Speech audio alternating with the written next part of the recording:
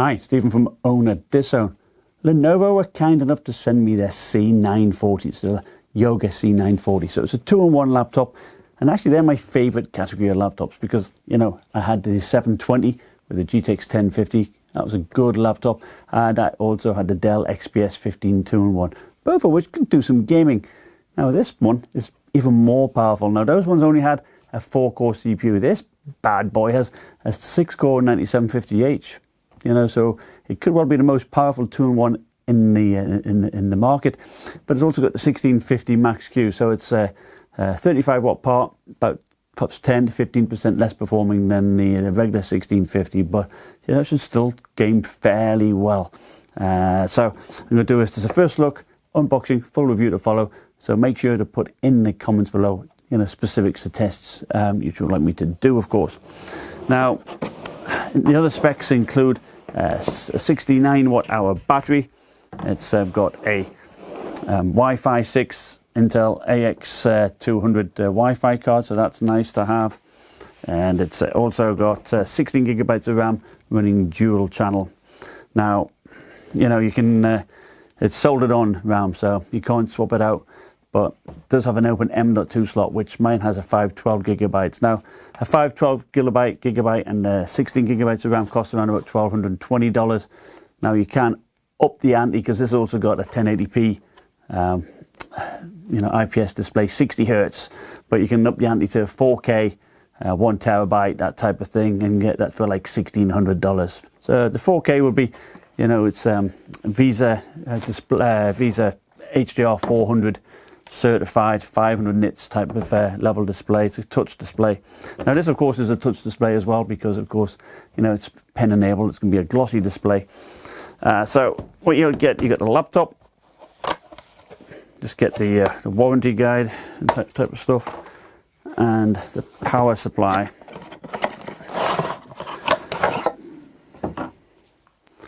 And the power supply is a 135 watt power supply. And it, you know, it's fairly portable. And it makes for a reasonably sized portable package, and as you can see, it's nice and clean look for, you know, ideal for like a, you know, a student or a business setting. It certainly is nice. Now, if you wanted to get the 14-inch, because there's a 14-inch available, that comes with the Intel Iris Plus graphics and Ice Lake CPU, the i5, and I think that starts around about $880. Now, if you want to see a review on that, Tally Ho Tech has that model, so it might be worth checking his out. And of course that replaced the C930, which again was just integrated graphics, and that just had a 14-inch panel. So this, you know, would have increased the size and increased the power, which is ideal for me. So the keyboard deck, you know, is nice.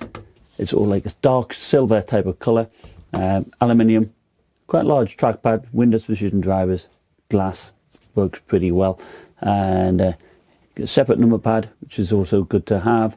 And the keys have a good distance of travel as well, I found. You know, nice Lenovo keyboard, probably better than most. And up here you do have a soundbar, Dolby Atmos speaker system for the speakers, as well as speakers underneath. And you have a fingerprint reader here. And the speaker also extends to the back of the hinge, which is nice. The aluminum lid is nice and clean, with Yoga written on the top left hand corner, ideal for a business setting.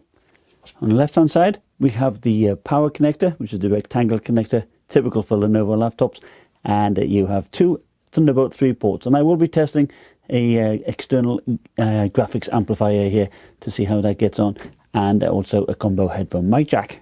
And the only other ports are on the right hand side. Now you have the dock for the pen, and you have a single USB type A port and the power button there.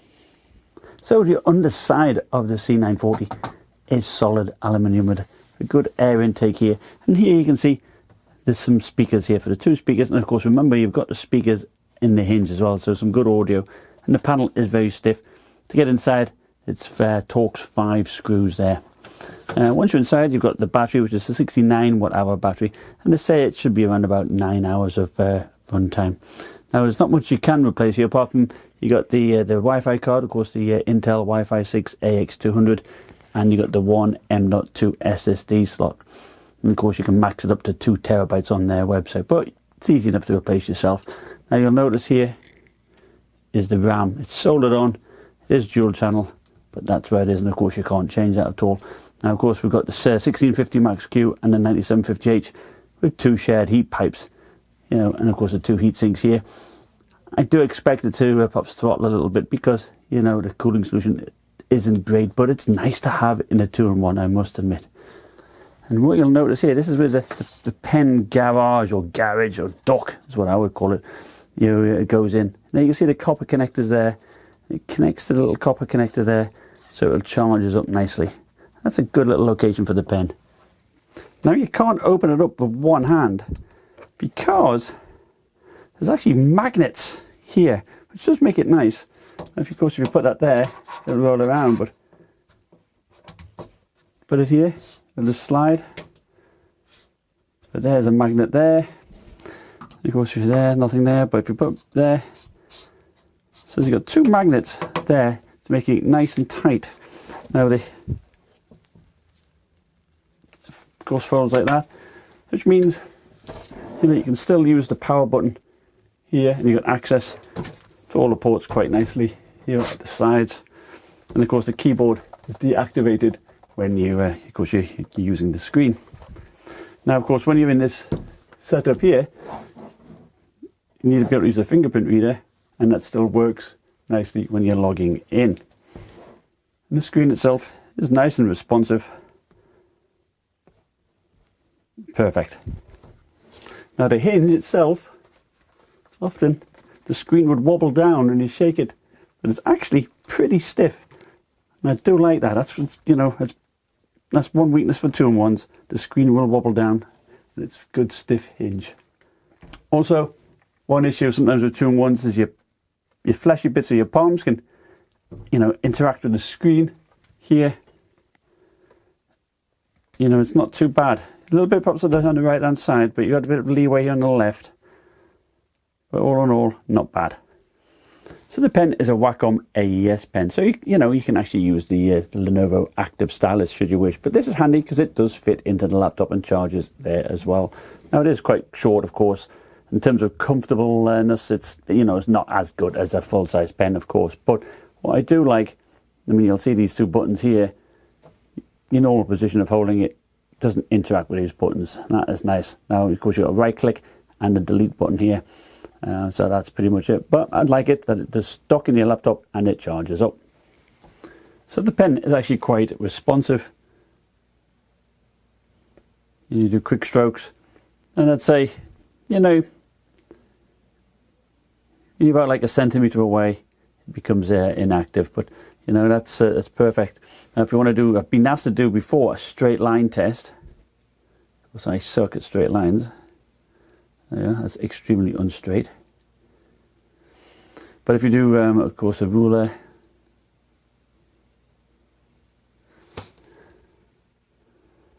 and zoom in, so just the ruler's in the way. There you go. It seems to be okay, doesn't it? And of course, you know, I tend to use it for taking notes in OneNote, and that works okay.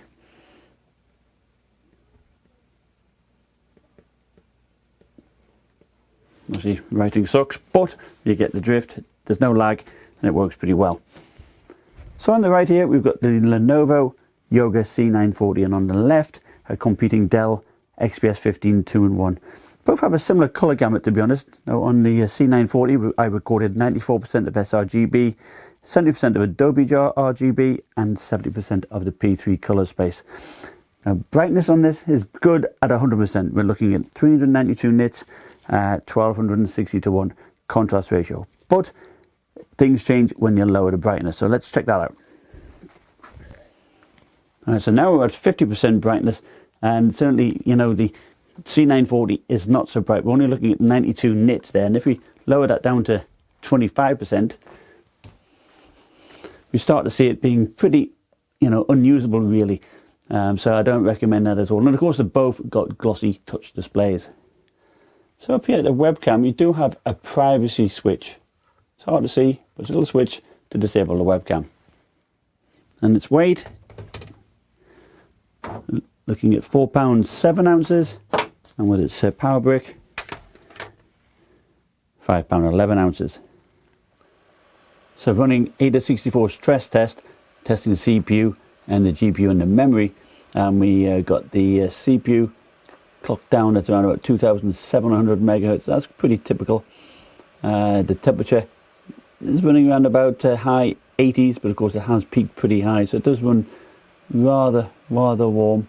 And it's watts, it's holding around about 40 watts.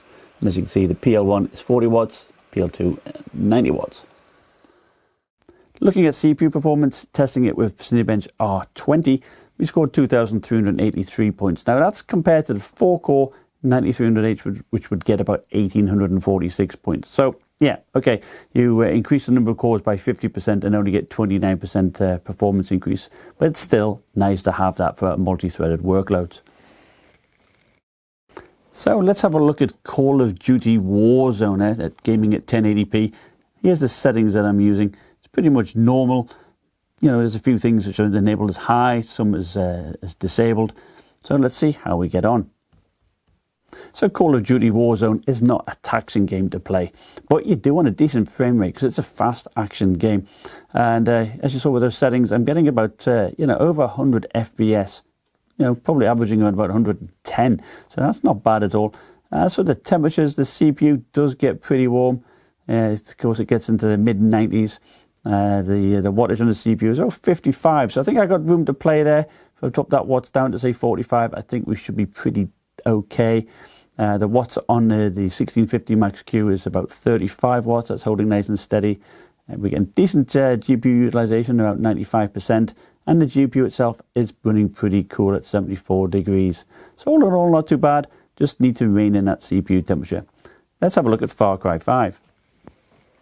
Now, Far Cry 5 is a very hot game. And of course, here the CPU is alternating between 47 and 52 watts. And it does run pretty hot, again, perhaps even to the high 90s.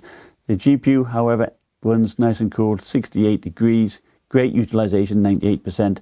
And the frame rate, this is at ultra settings. We're getting 45 to 55 FPS, I would say. So it's all in all, it's very playable and enjoyable to play on.